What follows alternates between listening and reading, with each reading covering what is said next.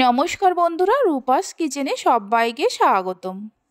আজকের রেসিপি মুচমুচে মশলা বেগুন ভাজা। এইভাবে বেগুন ভাজলে তেল খুবই কম লাগে। আশা করি রেসিপিটি আপনাদের ভালো লাগবে। তাহলে চলুন দেখে নেওয়া যাক। শুরু থেকে শেষ পর্যন্ত দেখার জন্য আপনাদের কাছে অনুরোধ রইল। এখানে আমি দুটো মিডিয়াম সাইজের বেগুনকে ধুয়ে নিয়ে ভালো করে মুছে গোল গোল করে কেটে নিয়েছি। আপনারা চাইলে নিজেদের পছন্দ মতো করে কেটে নিতে পারেন।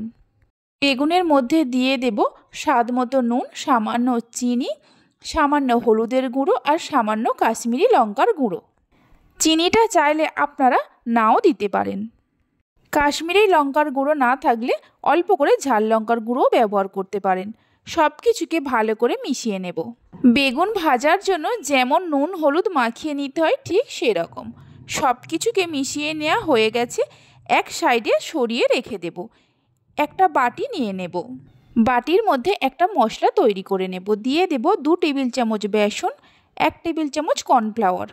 কর্নফ্লাওয়ারের পরিবর্তে আপনারা চালের গুঁড়োও ব্যবহার করতে পারেন। সামান্য নুন দিয়ে দেব। হাফ চা চামচ গোলমরিচ গুঁড়ো দেব, হাফ চা চামচ ঝাল লঙ্কার গুঁড়ো দেব, হাফ চা চামচ জিরে গুঁড়ো, হাফ চা চামচ কালো জিরে। সব শেষে দিয়ে দেব 1 টেবিল চামচ পোস্ত।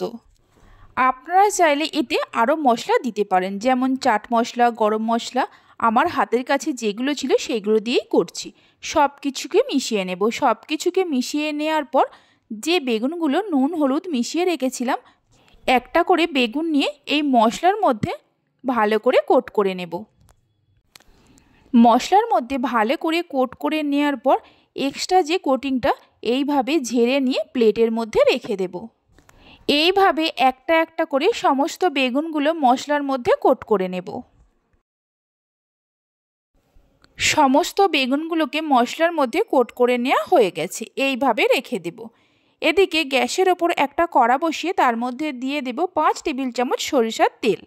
আপনারা চাইলে সাদা তেলেও করতে পারেন। তেলটা কড়ার চারিদিকে লাগিয়ে দেব। তেলটা যখন ভালোভাবে গরম হয়ে যাবে, তেলের মধ্যে মশলা মাখানো বেগুনগুলো অল্প অল্প করে দিয়ে দেব। হাই ফ্লেমে তেলটা গরম করে নেওয়ার পর গ্যাসের ফ্লেমটা মিডিয়ামে করে দিতে হবে। বেগুনগুলো তেলের মধ্যে দেওয়ার পর বেগুনগুলোকে এইভাবে 2 মিনিট রেখে দেব। 2 মিনিট রাখার পর বেগুনগুলোকে এইভাবে উল্টে দেব। এইভাবে উল্টে পাল্টে মিডিয়াম ফ্লেমে বেগুনগুলোকে ভালো করে ভেজে নিতে হবে। অবশ্যই মিডিয়াম ফ্লেমে ভাজবেন, হাই ফ্লেমে কখনোই ভাজবেন না, তাহলে ওপরটা হয়ে যাবে আর ভেতরটা কাঁচা থেকে যাবে। এইভাবে 2-3 বার উল্টে পাল্টে বেগুনের সুন্দর রং আসা পর্যন্ত ভাজতে থাকব।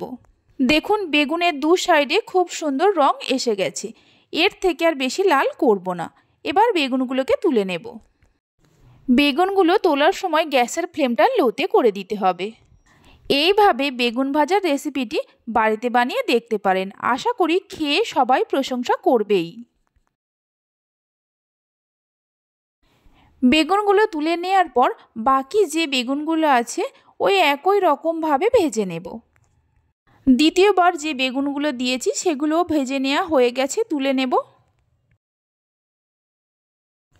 বেগুনগুলো তুলে নেওয়ার পর বাকি যে বেগুনগুলো আছে ওই তেলের মধ্যে ভেজে নেব। মোট 3 বারে আমি বেগুনগুলোকে ভেজে নিচ্ছি। সমস্ত বেগুনগুলো ভেজে নেওয়া হয়ে গেছে। দেখুন সমস্ত বেগুনগুলো ভেজে নেওয়ার পরেও বেশ অনেকটা পরিমাণেই তেল আছে। ভেজে নেওয়া এই বেগুনগুলো একটা প্লেটের মধ্যে সার্ভ করে নেব। এই বেগুনগুলো খুবই মুচমুচে হয়।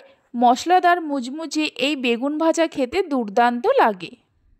গরম ডাল ভাতের সঙ্গে এই বেগুন ভাজা হলে আর কিছুই লাগবে না। আজকে আমার এই রেসিপিটি যদি আপনাদের ভালো লেগে থাকে অবশ্যই একটা লাইক করবেন আর আমাকে কমেন্ট করে জানাবেন। ভালো লাগলে চ্যানেলটি সাবস্ক্রাইব করে পাশে থাকা বেল আইকনটি প্রেস করবেন। আপনারা সবাই ভালো থাকবেন, সুস্থ থাকবেন। ধন্যবাদ।